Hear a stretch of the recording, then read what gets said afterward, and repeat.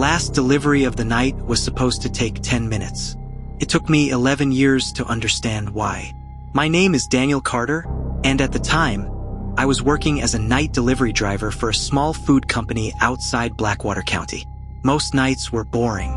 Gas stations, motel rooms, truck stops, people who ordered food at ridiculous hours because they couldn't sleep. I didn't mind it. The pay was decent, the roads were usually empty, and I liked driving at night. But there was one road I hated, Blackwater Road. It wasn't officially closed.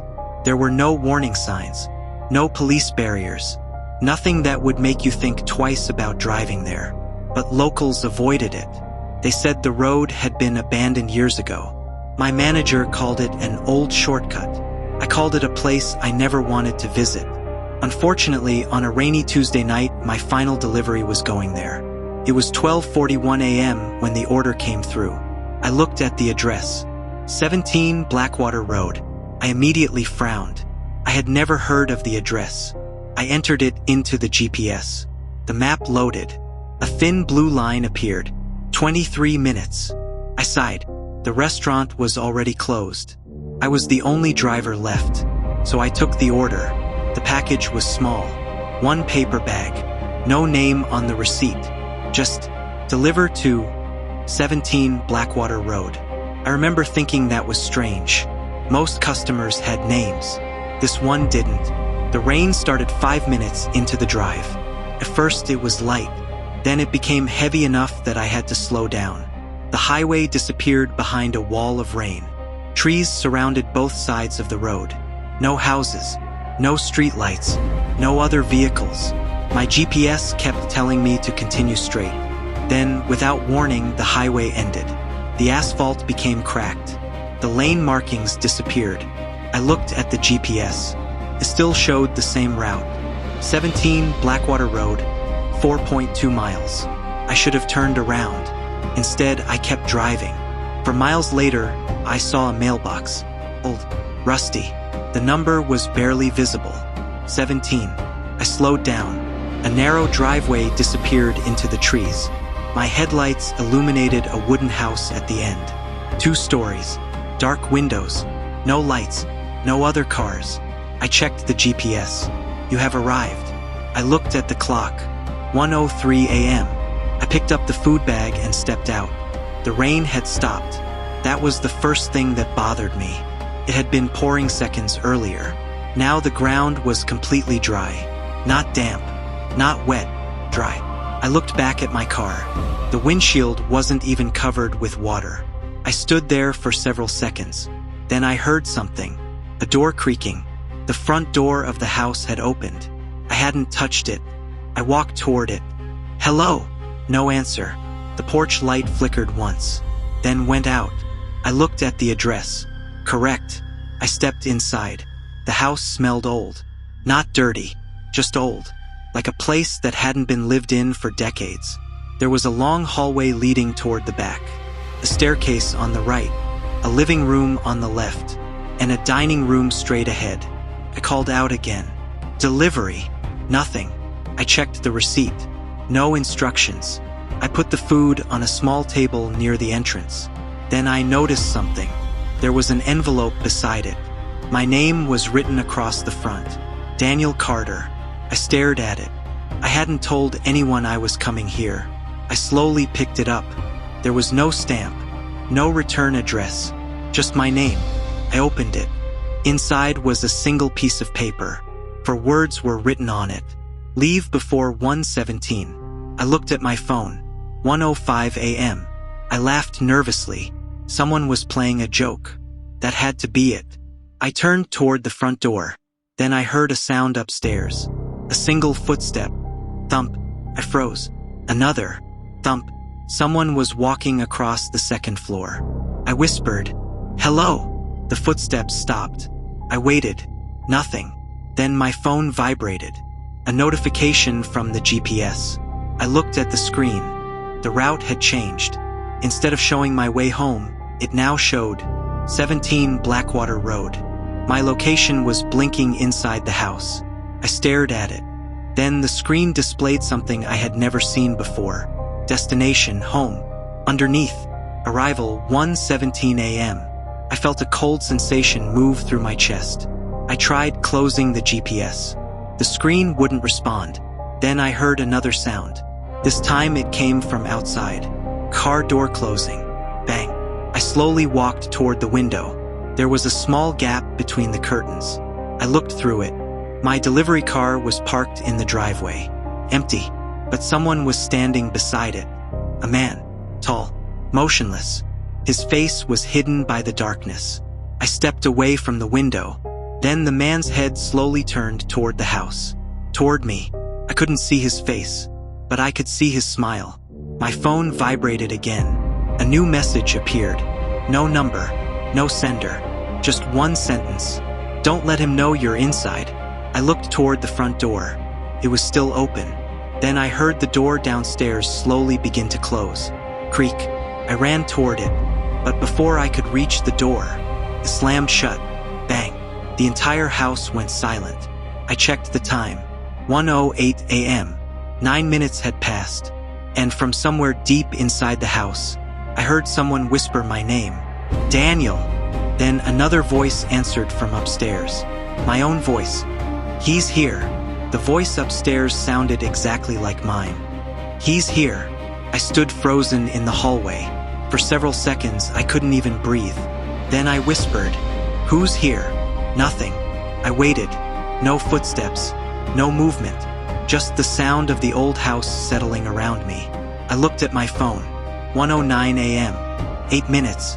I needed to leave. I walked toward the front door and grabbed the handle. It wouldn't move. I pulled harder. Nothing. I tried again. Locked. Come on. I looked for another lock. There wasn't one. Then something scratched the other side of the door. Slowly. Scratch. Scratch. Scratch. I stepped backward. A voice came through the wood. My voice. Daniel. Don't open it. I stopped. It was the exact same voice I'd heard upstairs. I whispered, "Who are you?" The voice answered, "You." I felt my stomach drop. Then the voice continued, "Don't look through the windows." I looked toward the dining room. Every window was covered with thick curtains. I suddenly remembered the note. Leave before 1:17. I checked the time. 1:10 a.m. 7 minutes. I needed another way out. I searched the first floor. Kitchen. Bathroom. Living room. Nothing. Every window was locked. Every door led nowhere. The house was much larger inside than it had looked from outside. There were hallways I didn't remember seeing when I entered. Doors without handles. Stairs leading down into darkness. I walked back toward the dining room. That's when I noticed something. The food bag was gone. I had left it beside the entrance. Now it was sitting on the dining table. I walked toward it. The receipt was still attached, but the order had changed. Instead of the customer's address, it now said, "Delivery for Daniel Carter." I stared at it. Then I heard a chair move behind me. Scrape. I turned. Nobody. One of the dining chairs had moved away from the table. I stepped closer. There was something sitting on the seat. A photograph.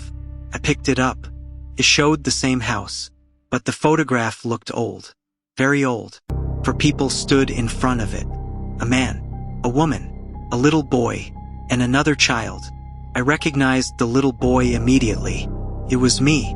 I dropped the photograph. No! I picked it up again.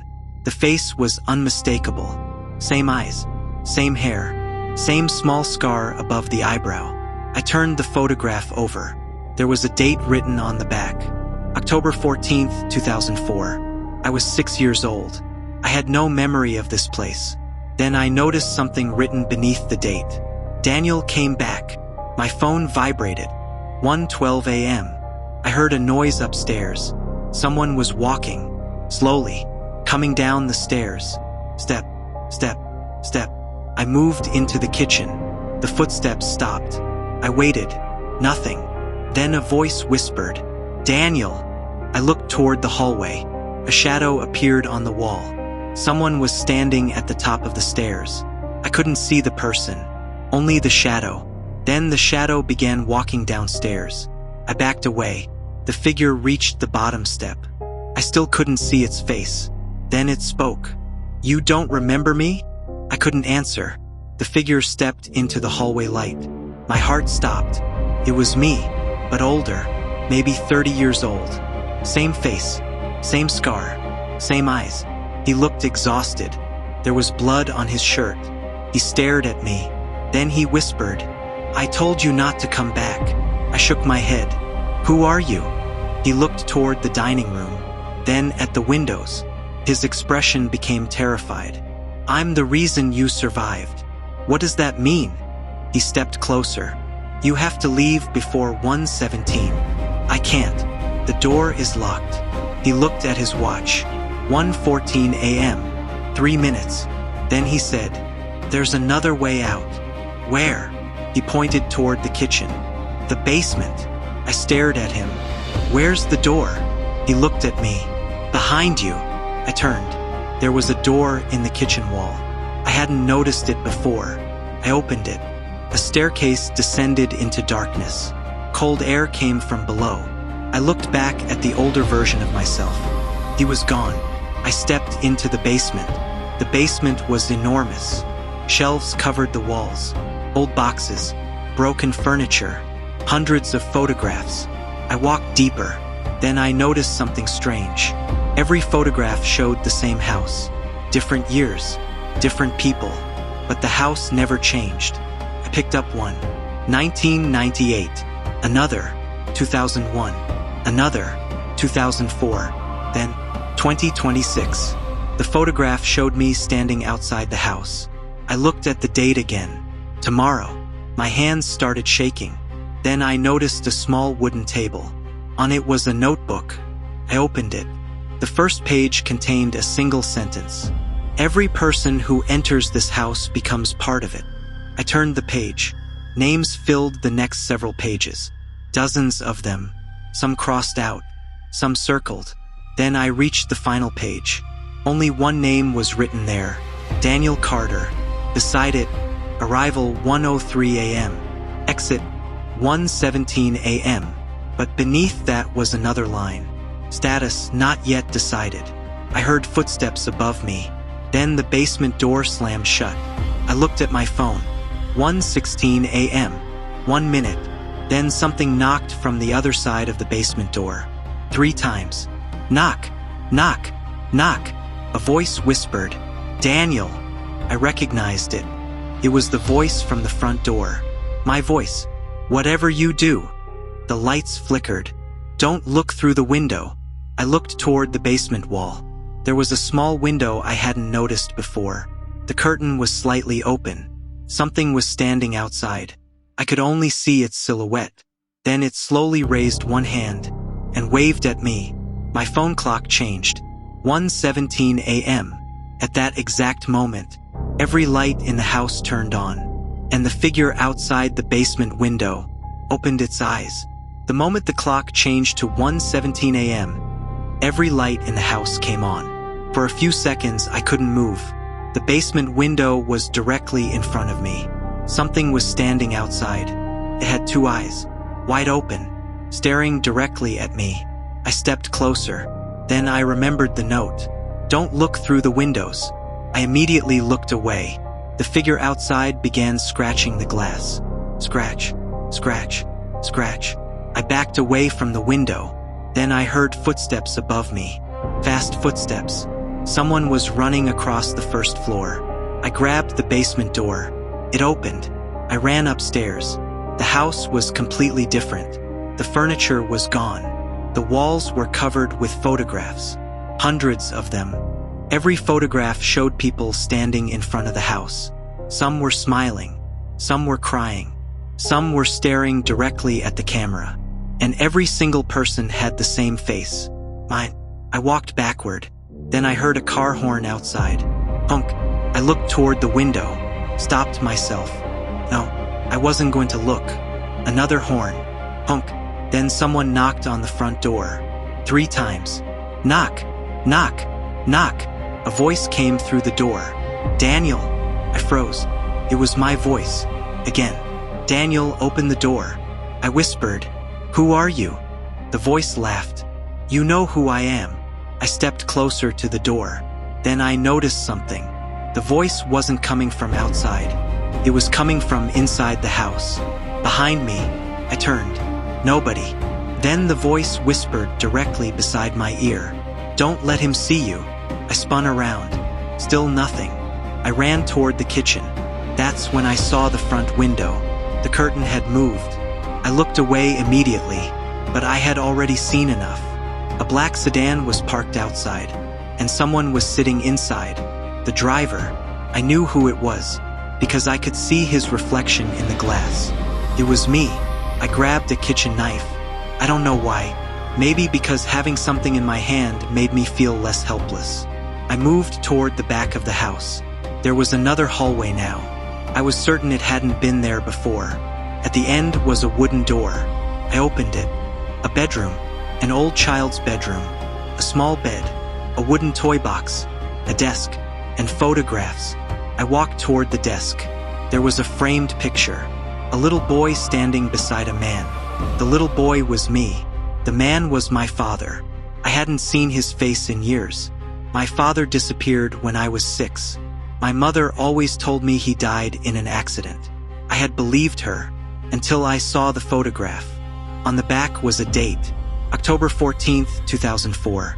I stared at it. That was the same date from the first photograph. The same house, the same night. My father hadn't died in 2004. He had been here. I opened the toy box. Inside was an old cassette recorder. I pressed play. Static. Then my father's voice. I immediately recognized it. "Daniel, if you're listening to this, you need to remember something." My heart started pounding. "This house doesn't belong to anyone." Pause. "It belongs to something." The recording crackled. "It learns the people who enter." I sat on the floor. "It copies them." Another pause. Then, "And once it has your face." My father's voice became quieter. "It doesn't need you anymore." The tape stopped. I pressed play again. Nothing. I rewound it. Nothing. Then I heard something outside the bedroom. Footsteps. Someone was walking down the hallway. Step, step, step. I turned off the recorder. The footsteps stopped outside the door. I held my breath. The door handle slowly moved. Click. The door opened. A man stood there. My father. Exactly as I remembered him. Same jacket. Same face. Same tired eyes. He looked at me and smiled. "Daniel." I couldn't speak. "You're dead." He shook his head. "No. Mom said you died." His smile disappeared. "Your mother never came here." I stared at him. "What happened to you?" He stepped inside. "I tried to leave." "Why didn't you?" He looked toward the hallway. "Because it already knew my face." I felt tears in my eyes. "How do I get out?" He looked at me, then whispered, "You don't." I shook my head. "No." He stepped closer. "The house only lets one person leave." "Who?" He pointed toward the front door. I didn't understand. Then I heard the car horn again. "Honk." My father whispered, "The person outside." I stared at him. "Who is outside?" He looked directly into my eyes. "You." The bedroom lights went out. My father disappeared, and from outside the house came my own voice. "Daniel, open the door." I looked toward the window. This time, I couldn't stop myself. I pulled the curtain back. The black sedan was parked directly beneath the window. Someone was standing beside it. Me. But this version of me looked older. Blood covered his face. He raised his hand and pointed toward the driver's seat. Then he mouthed 3 words through the glass. "That's your seat." I dropped the curtain. Behind me, the bedroom door slowly closed. And from the hallway, my father's voice whispered, "Run." I ran. I didn't know where I was going. I just knew I had to get away from the bedroom. My father's voice was still in my head. "Run."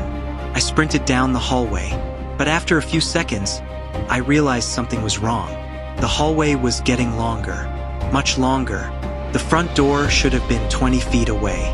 Instead, it looked like it was getting farther from me. I stopped. My breathing was loud in the silence. I looked behind me. The bedroom door was gone. There was only a wall. No door. No hallway. Nothing. I whispered, "Okay." I tried to stay calm. This isn't real. Then I heard a sound behind the wall. Someone knocking. Knock. Knock. Knock. I stepped closer. Another 3 knocks. Then a voice. My voice. "Daniel." I backed away. "No. Open the wall." "No. You want to go home." I closed my eyes. "Yes." The voice whispered.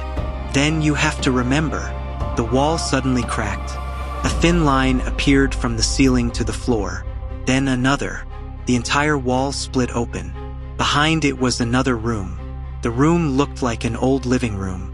There was a fireplace, a television, a sofa, and photographs everywhere. I stepped inside. The wall closed behind me. I turned around. Nothing. Just a normal wall. I walked toward the photographs. The first one showed the house in 1998. The second in 2001. The third in 2004. Then 2008, 2012, 2016, 2020. Every photograph showed people standing in front of the same house. But there was something strange. The people were always different. The house wasn't. And in every photograph, someone was looking directly at the camera. A man, a woman, a child. Different people, different years, but the same eyes. I picked up a photograph from 2016. A young woman stood in front of the house. I turned it over. There was a sentence written on the back. She looked through the window. I put it down. Another photograph, 2012. A man. He opened the front door. Another, 2008. A teenager. He answered the voice. I felt sick. I picked up the next photograph, 2004. My father. The writing underneath was different. He tried to burn the house. I stared at it. My father had tried to burn it, but he had failed. Why? I looked around the room. There was a fireplace. Beside it was an old metal box. I opened it. Inside were matches and a small bottle of gasoline. Someone had prepared it. I whispered, "Why?" A voice answered from behind me. "Because fire is the only thing it remembers." I turned. Nobody. Then the television switched on. Static. The screen flickered. A video appeared. My father. He was standing in the same room. The recording looked old. He was holding the same metal box. He looked directly into the camera. "Daniel, if you ever come back here." He stopped, then looked toward the hallway. "Don't trust anyone who looks like you." The screen flickered. A second recording appeared. My father was older. Same room, same clothes, but his face was covered in blood. "It has already copied me." Another flicker. He looked terrified. "It will copy you too." The screen went black. Then one final sentence appeared. "The copy is outside." I stepped away from the television. Car engine started outside. I didn't look toward the windows. I knew better. Then I heard footsteps on the porch. Slow. Heavy. The front door opened. Someone entered the house. I heard the door close. Then footsteps moved through the hallway. Closer. Closer. Closer. I grabbed the gasoline bottle. The footsteps stopped outside the room. A voice spoke. My voice. "Daniel." I held my breath. "I know you're in there." I didn't answer. The voice laughed. "You still don't understand." The door slowly opened. I looked up. A man stood in the doorway. It was me, but older. Blood covered his forehead. His clothes were torn. He looked exactly like the man I had seen outside. He smiled. "I've been waiting for you." I raised the gasoline bottle. "Stay back." He laughed. "You think I'm the monster?" I didn't answer. He pointed toward the hallway. "Look." I shook my head. "No." He smiled. "You don't have to look through the window." Then he pointed toward the wall. "The house is going to show you." The lights flickered. The walls began changing. The photographs started moving. Every picture on the wall turned toward me, one by one, until every person in every photograph was staring directly at me. Then the older version of me whispered, "This is what happened to everyone who came here." I looked at the photographs. The faces began changing. The young woman, the teenager, my father, all of them slowly transformed, until every photograph showed the same person. Me. Hundreds of versions of me. Different ages, different clothes, different injuries, but the same face. I stepped backward. The older version of me moved closer. The house doesn't kill people, Daniel. What does it do? He smiled. It keeps them. Then the floor beneath me cracked. I fell through. I hit the ground hard. When I opened my eyes, I was lying in the basement. But the basement was different now. There were dozens of doors. Each one had a name written on it. Thomas, Michael, Sarah, Robert. Then one door caught my attention. It had my name on it. Daniel Carter. I walked toward it. There was something written beneath my name. A date, October 14th, 2004. I touched the door handle. It was warm. Then I heard a little boy crying behind it. A child's voice. Dad. I froze. That voice was mine. The door slowly opened by itself. And behind it, I saw a 6-year-old version of myself sitting on the floor. He looked up at me, his eyes filled with tears. Then he whispered, "You came back." And behind the child stood my father. He looked directly at me and said, "Now you remember." The little boy was still sitting on the basement floor. My 6-year-old self. Same face, same clothes, even the small scar above his eyebrow. I couldn't move. He looked at me with tears in his eyes. "You came back." I swallowed. "Who are you?" The child stared at me. Then he pointed behind me. I turned. My father was standing in the doorway, but he wasn't the same man I'd seen earlier. He looked exhausted. His face was covered in cuts. His shirt was torn, and there was blood running down one side of his neck. "Dad." He looked at me. "You're not supposed to be here." I stepped toward him. "You left me." His expression broke. "I didn't leave you. You disappeared. I tried to come back. Why didn't you?" He looked at the child, then back at me. "Because it wouldn't let me." I looked at the little boy. "What is this?" My father walked into the room. He closed the door behind him. "This is where it keeps the memories." I didn't understand. He pointed toward the walls. There were hundreds of photographs. People I'd never seen. Some were smiling. Some were crying. Some were standing in front of the house. Others were sitting inside cars. Then I noticed something. Every photograph had a date. 1998, 1999, 2000, 2001, 2002, 2003, 2004, 2005. And beneath each date was a name. I walked closer. Thomas Reed, Sarah Miller, Robert Hayes, Michael Turner, dozens of people. I looked at my father. "Who are they?"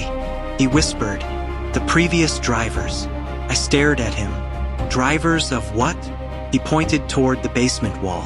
A photograph showed a black sedan, the same one I'd seen outside. 7KX 214.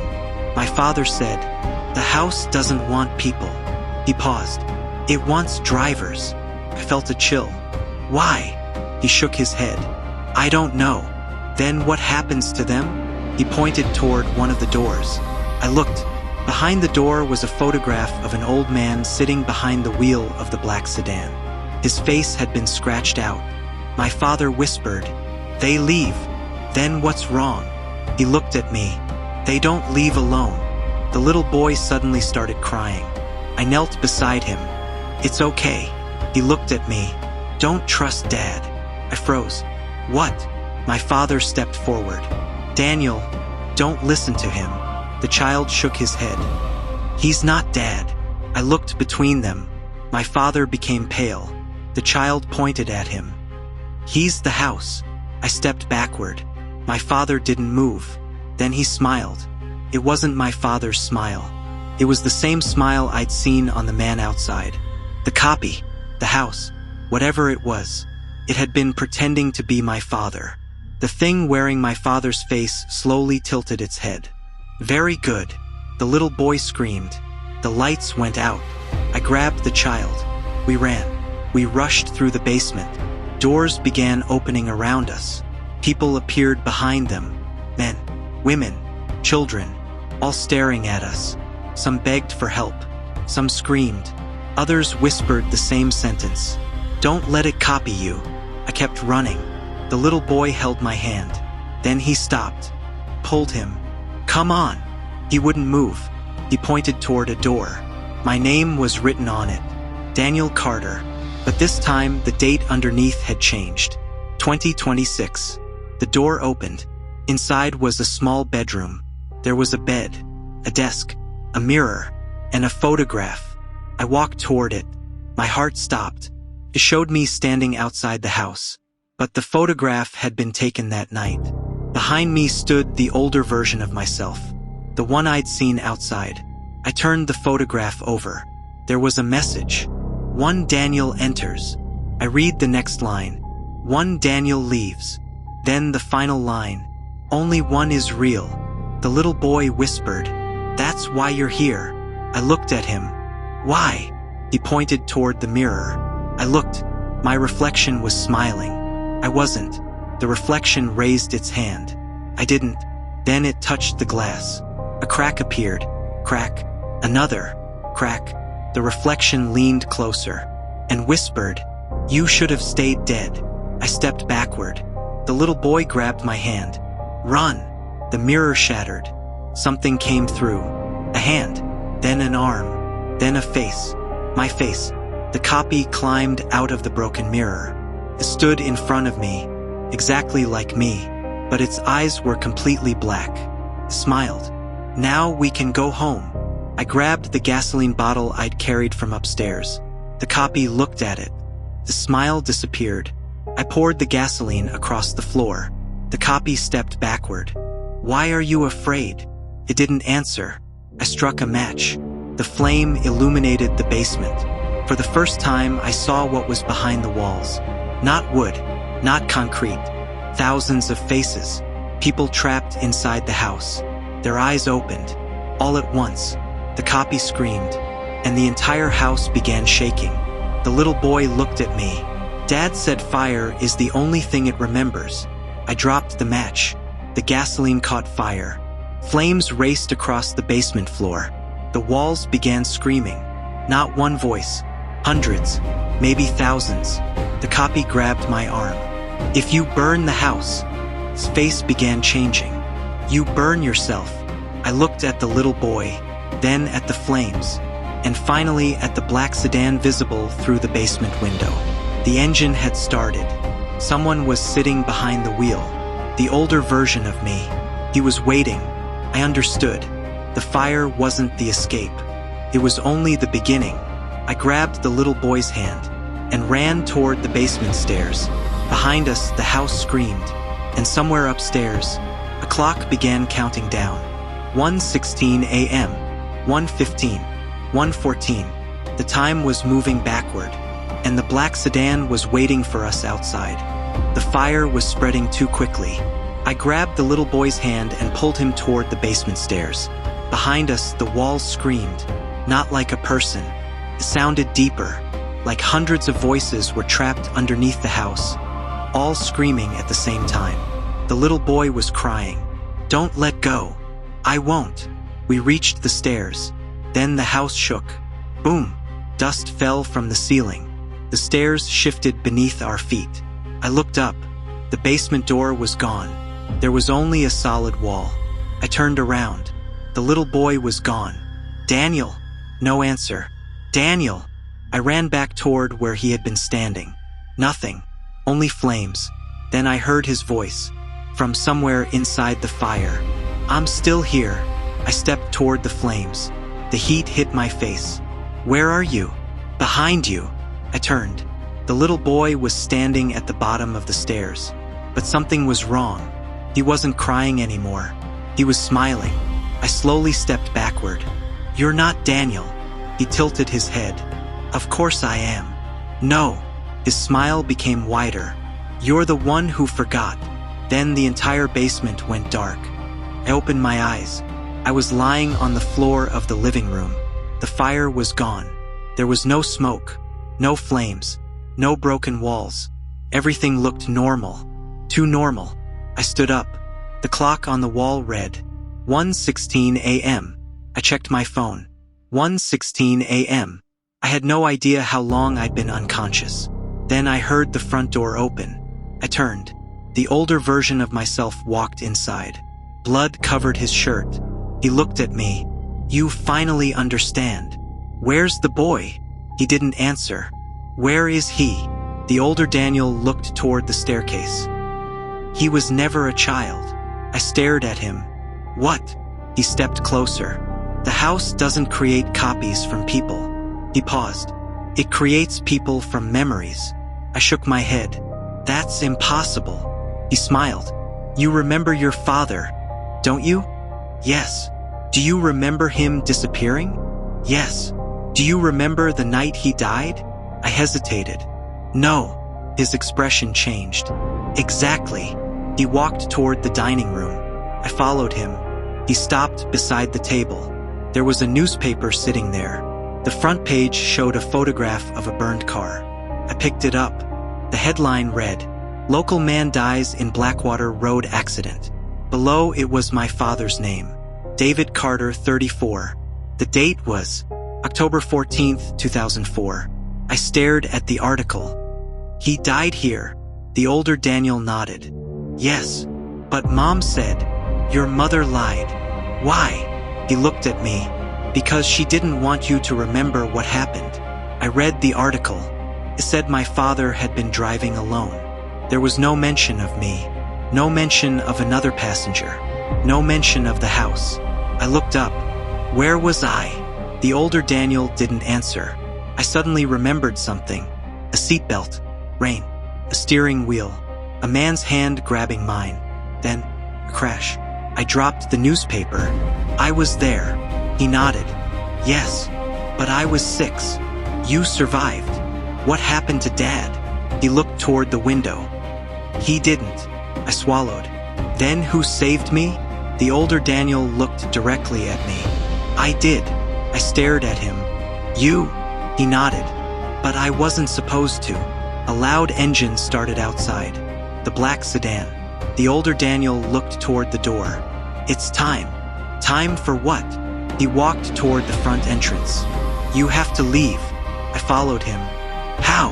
He opened the door. The black sedan was waiting. The driver's door was open.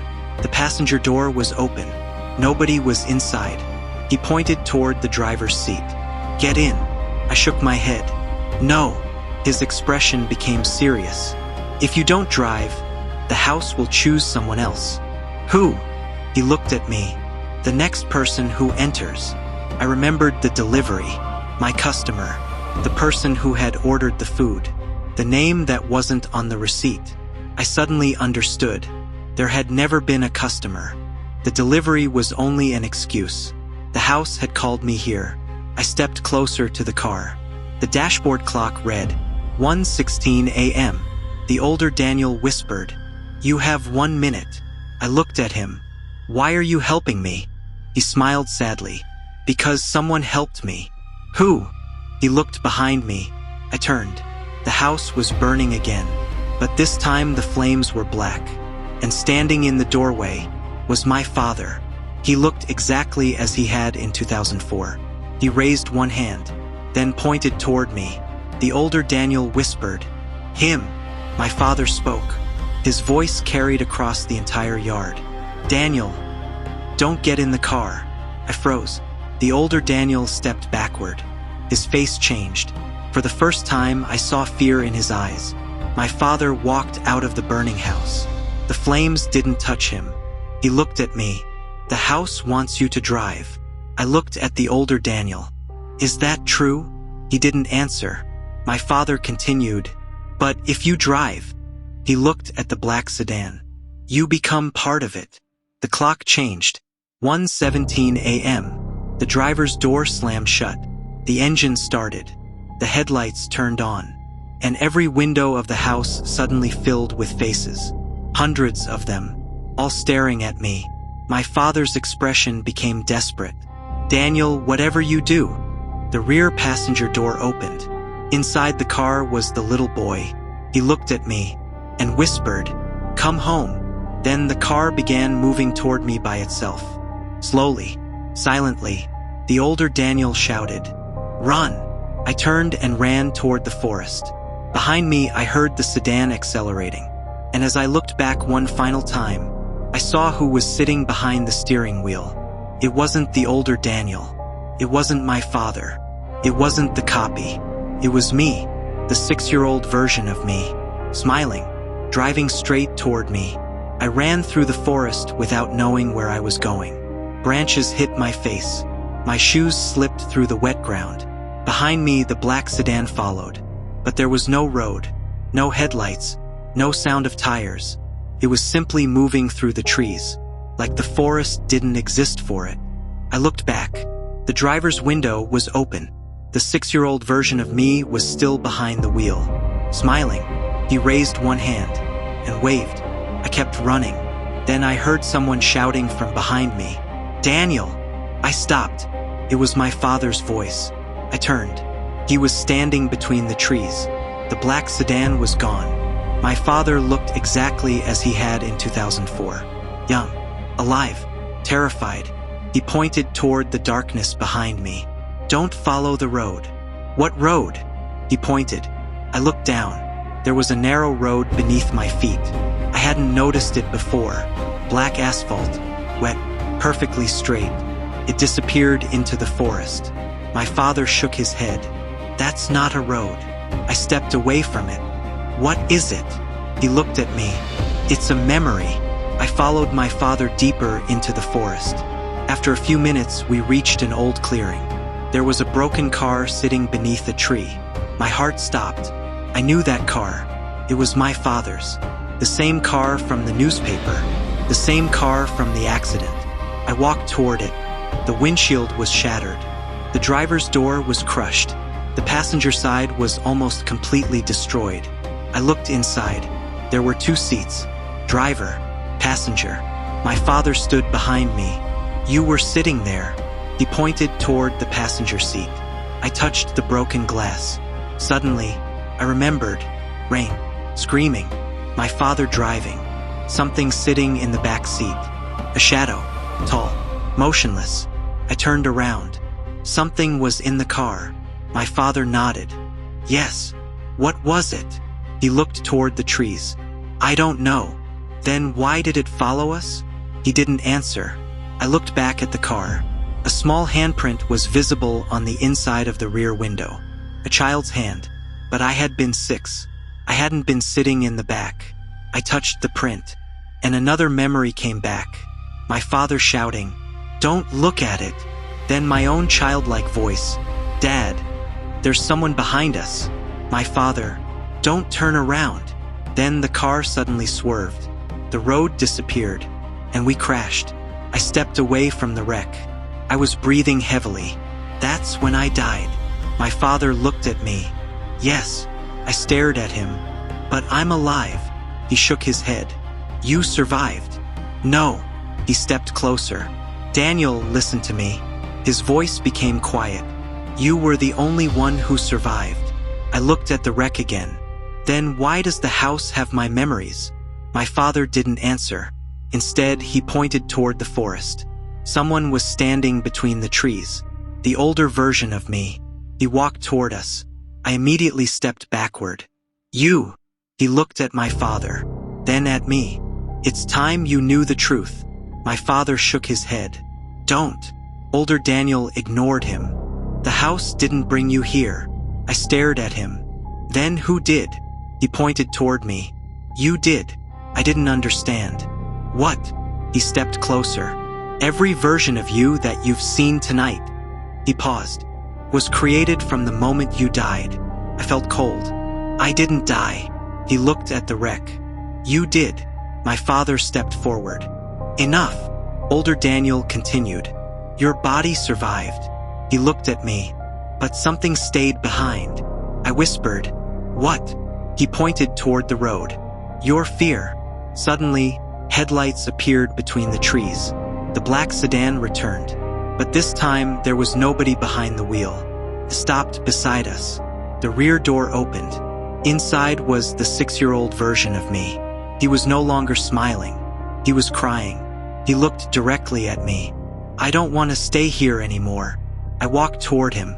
My father grabbed my arm. "Don't." I looked at him. "He's me." My father shook his head. "No." "Then what is he?" He whispered. "He's the part of you the house kept." The child looked at me. "Please." I stepped closer. The older Daniel grabbed my shoulder. "If you take him out." "What?"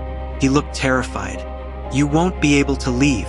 I looked at the child, then at my father, then at the burning house far behind us. I finally understood.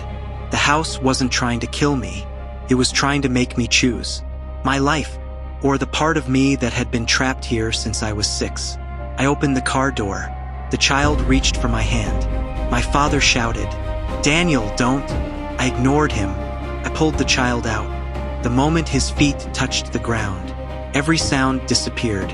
The forest became completely silent. The older Daniel vanished. My father vanished. The black sedan vanished. I was standing alone, holding the hand of a 6-year-old boy, myself. Then the boy looked up at me. His face slowly changed. He became older, 16, 25, 30, until finally, he looked exactly like me. He smiled and whispered, "Now we're complete." Behind him, the black sedan appeared again. This time, I was sitting in the driver's seat, and beside me was the passenger. The passenger slowly turned toward me. I couldn't see his face, but I heard his voice. "Welcome home, Daniel." The engine started, and the clock on the dashboard began counting backward. 1:16, 1:15, 1:14. Then I realized something terrifying. The night wasn't ending. It was starting over. And this time, I remembered everything. The clock on the dashboard kept moving backward. 1:16, 1:15, 1:14. I was sitting behind the steering wheel. My hands were shaking. Beside me sat the passenger. I still couldn't see his face. He was wearing an old delivery jacket, the same kind I had worn for years. I looked through the windshield. The road ahead was empty, but I knew where it led. 17 Blackwater Road. Again, I turned toward the passenger. "Who are you?" He didn't answer. I tried the door. Locked. The engine was running. The headlights illuminated the road. Then the passenger finally spoke. "You're asking the wrong question." "What question should I ask?" He slowly turned his head toward me. I still couldn't see his face. "How many times have you done this?" I froze. "What?" He pointed toward the dashboard. A small digital display appeared beneath the clock. "Deliveries completed. 47. I stared at it. 47. The number changed. 48. Then 49. Then 50. I looked at the passenger. "What is this?" He whispered. "Every time you forget, the house starts again." The clock stopped. 1:17 a.m. The passenger disappeared. The car door unlocked. I immediately jumped out. I was standing in front of the house. 17 Blackwater Road. The same house. The same porch. The same darkness. But something was different. The front door was already open. I didn't move. Then I noticed a piece of paper taped to the door. For words. "This is your last time." I stepped inside. The house was silent. No footsteps. No voices. No photographs. Nothing. For the first time, it felt empty. I walked toward the dining room. The table was there. The food bag was there. And beside it was the envelope. My name was written on it. Daniel Carter. I opened it. Inside was a single photograph. It showed the house, and in front of it stood 3 people. My father, the 6-year-old version of me, and me. But I noticed something. There was a 4th person, standing behind us. Tall, thin. His face was completely black. I turned the photograph over. There was a message. He was always there. I dropped it. Then I heard the front door close. Bang. I turned. The house lights came on. Every light, every room, and every wall was suddenly covered with mirrors. I looked around. Hundreds of reflections, all showing me but each reflection was doing something different.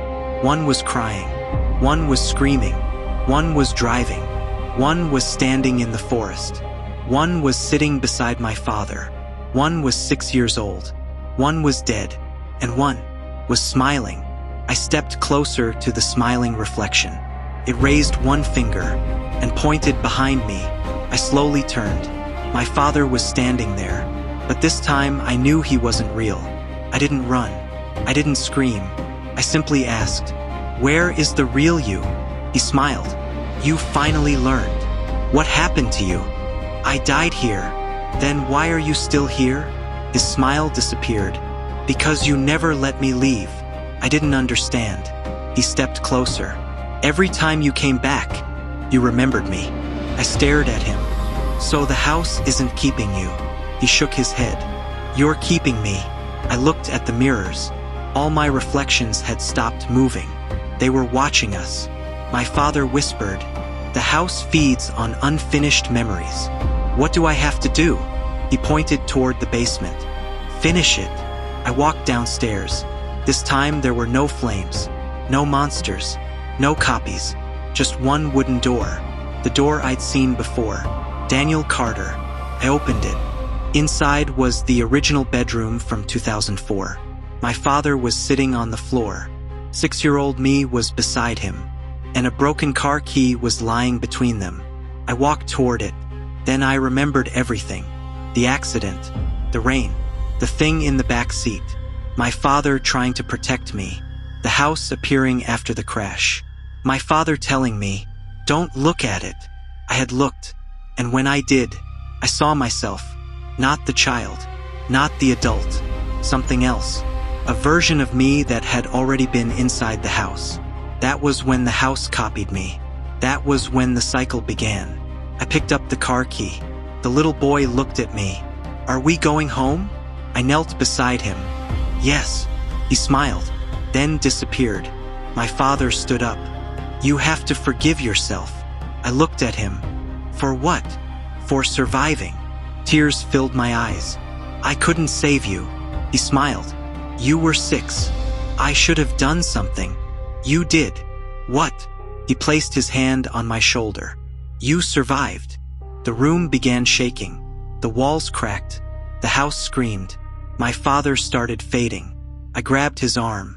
"Dad!" He smiled. "It's okay, Daniel." Then he disappeared. The room went completely dark. And for the first time, I felt nothing. No fear. No anger. No guilt. The house couldn't hold me anymore. I walked upstairs. Every mirror shattered as I passed. Crash, crash, crash. The front door opened. Morning light entered the house. I stepped outside. Behind me, the entire house began collapsing. The roof fell. The walls disappeared. The windows shattered. And within seconds, there was nothing left. Only an empty patch of land. I stood there in silence. Then I heard a car engine. I turned. My delivery car was parked on the road. The keys were sitting on the hood. I picked them up. There was one final note beneath them. I unfolded it. "Thank you for bringing me home." I looked around. Nobody was there. I got into my car, started the engine, and drove away. 3 weeks passed. I quit the delivery job. I stopped driving at night. I never went near Blackwater County again. For the first time in years, I was sleeping normally. Then one Thursday night, my phone rang. A new delivery request. I almost ignored it, but something made me open the app. The address appeared on the screen. I stared at it. My hands went cold. 17 Blackwater Road. I whispered, "No." Then I noticed something else. The order wasn't scheduled for tonight. It was scheduled for tomorrow. 1:17 a.m. I closed the app. The screen went black. For a moment, I saw my reflection. Then my reflection smiled. I wasn't smiling. A notification appeared. Delivery accepted. I threw the phone across the room. It landed on the floor. The screen cracked, but the notification was still visible. Then another message appeared.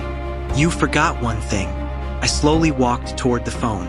Another message appeared. The house wasn't destroyed. Then the final message. It moved. The screen went dark. And somewhere outside my apartment, 3 slow knocks echoed through the front door. Knock, knock, knock. Daniel drove until sunrise.